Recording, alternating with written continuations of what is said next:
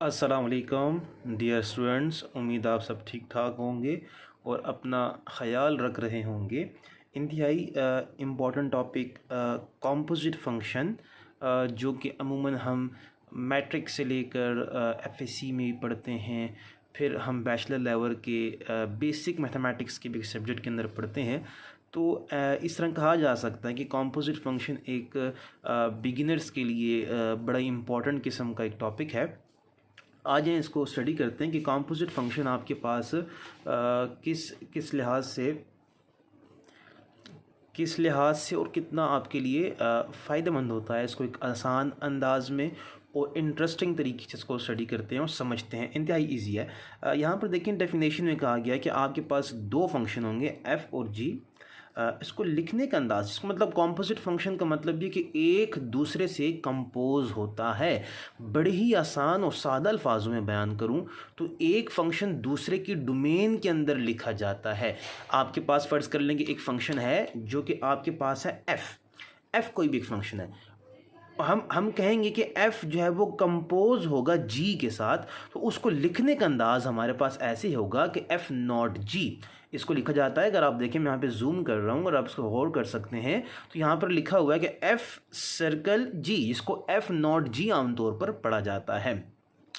अच्छा, किस तरीके से लिखा जाता है ज़रा यहाँ पर गौर करें। F not G of X is equals to F of, अब देखेंगे ये जो है ना, ये वो बिल्कुल इक्वल है इसके। जिस तरह भी थोड़ी देर पहले मैंने आपसे कहा ना कि एक फंक्शन किसी दूसरे फंक्शन की डोमेन में काम करता है, एक फंक्शन किसी दूसरे फंक्शन की डोमेन में काम करता है। आपने ये याद रखना है कि भाई कंपोजिट फंक्शन का मतलब ये होगा कि एक कोई भी फंक्शन दूसरे फंक्शन की डोमेन के अंदर लिखा जा सकता है। तो ज़रा गौर करें कि उसका F not G of X is equals to F of ji of X.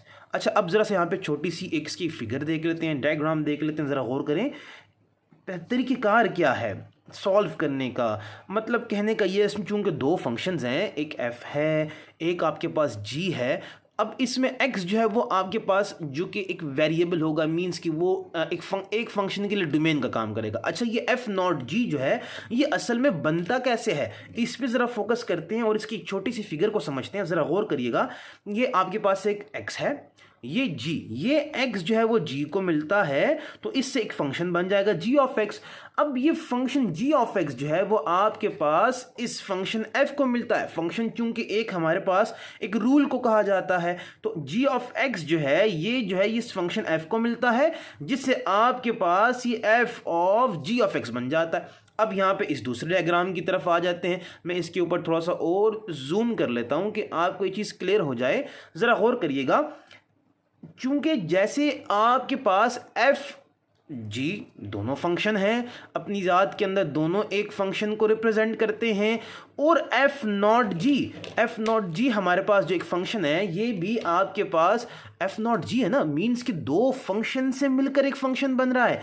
Means कि एक फंक्शन किसी दूसरे फंक्शन के साथ कंपोज हो रहा है, एफ नॉट जी तरीक़ेकार। अच्छा, अब देखें इसके पीछे पूरी इसके बैक के में जो एक छोटी सी गेम होती है वो क्या है, ये बनता कैसे है। क्वेश्चन तो ये ना कि बनता कैसे है। यहाँ पर देखें x मिलता है g को, जिससे बन जाएगा आपके पास g ऑफ x। फिर ये g ऑफ x किसके ज़रिए से गुजरता है, f के ज़रिए से गुजरकर आपके पास क्या मिल जाता है, f of g of x, जिसको डायरेक्टली लिखा जाता है कि यार भाई ये x variable f not g को मिलता है, जिससे f of g of x बनता है। तो उसके इस डायरेक्टली से बेहतर तरीके से आप यहाँ से समझ सकते हैं कि भाई ये वो प्रोसीजर होता है जिसके ज़रिए से आपके पास ये x मिला g को, यहाँ से g मिला f को, f से आपके पास बन जाएगा f of g of x। तो हो गया काफ़ी इंटरेस्टिंग। तो ये काफ़ी आसान है इसको समझना कि आपके पास अगर कंपोजिट फंक्शन से रिलेटेड कोई क्वेश्चन आ जाते हैं पेपर में तो आप उनको ईजिली कर पाएँ। अच्छा, कंपोजिट फंक्शन से रिलेटेड क्वेश्चंस किस किस्म के पेपर में आ सकते हैं, तो आपने ये याद रखना होगा कि यार जिस तरह हमें समझाया गया कि आपके पास कोई भी एक फंक्शन किसी दूसरे फंक्शन की डोमेन में काम करता है, उसको कहा जाएगा कंपोजिट फंक्शन। जी हाँ, अब यहाँ पर ज़रा गौर करें, हमने एक एक्सरसाइज 1.5 और एक बुक को फॉलो कर रहे हैं जो कि थॉमस फिनी की एक बुक है। हम इसको फॉलो कर रहे हैं प्रैक्टिस के लिए। आप देख सकते हैं मैंने इसको हाईलाइट भी कर दिया है। अब यहाँ पर समझने वाली बात क्या, क्वेश्चन मैंने बहुत इंतहाई इंटरेस्टिंग क्वेश्चन आपके सामने रखा है जो कि एफ ऑफ एक्स, सिंपल सा क्वेश्चन है। F of X is equal to X plus 5, G of X is equal to x square minus 3। अच्छा जी, करना क्या है आपके पास, पहला part F of ji of X means मुख्तलिफ टर्म्स में मुख्तलिफ अंदाज से आपसे क्वेश्चन पूछा जाएगा। भाई इसको सॉल्व करके बताएं, कैसे सॉल्व करेंगे, यहाँ पर जरा आ जाएं। F of ji of X सबसे पहले आपको कहा कि सॉल्व करना है। अच्छा जी, सेकेंडली आपके पास एफ ऑफ जी ऑफ 0 को फाइंड आउट करना है। थर्ड वन देखें, एफ ऑफ एफ माइनस 5 को फाइंड आउट करना है। And the last one G of X को फाइंड आउट करना है। हम एक को सॉल्व करते हैं, मुझे इंशाल्लाह उम्मीद है कि आप बाकी सारे इजीली खुद सॉल्व कर सकेंगे। अच्छा जी, यहां पर देख लें जरा सा, सबसे पहले करते हैं F of ji of X.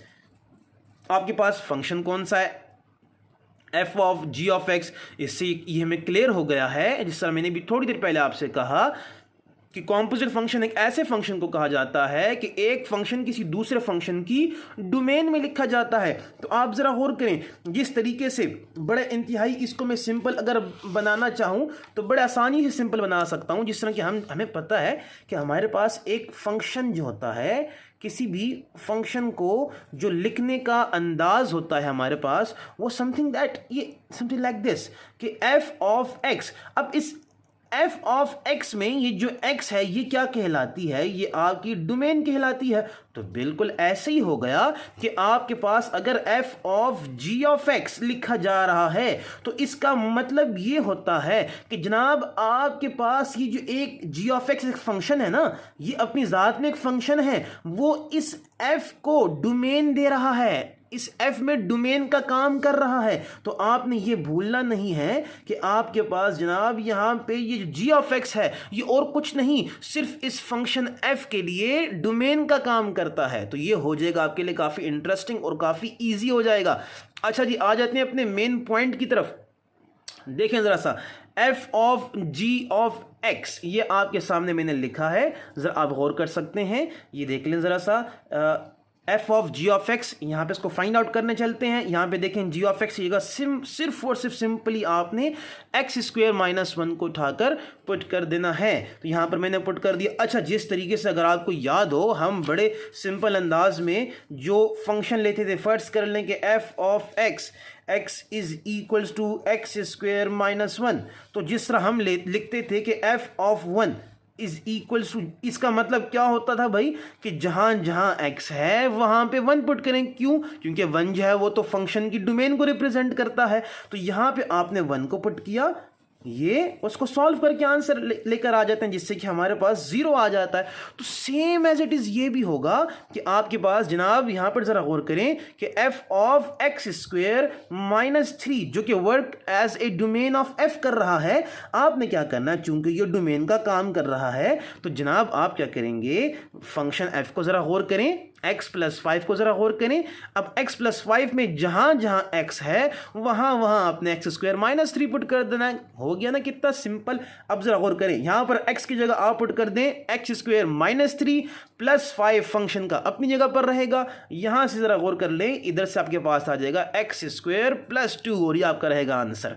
अच्छा, आ जाते हैं दूसरे पार्ट की तरफ जो कि इंतहाई इंटरेस्टिंग है और काफ़ी इजी भी है। इसको ज़रा गौर करते हैं कि इस तरीके से है कि एफ ऑफ जी ऑफ 0।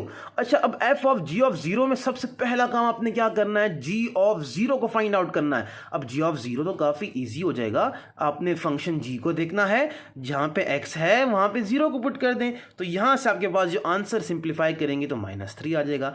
अब आ जाएंगे अगले स्टेप पे जो कि एफ ऑफ जी ऑफ 0 होगा। अब एफ ऑफ जी ऑफ 0 का मीन्स कि जी ऑफ 0 की जगह तो आपने पुट कर देना है -3।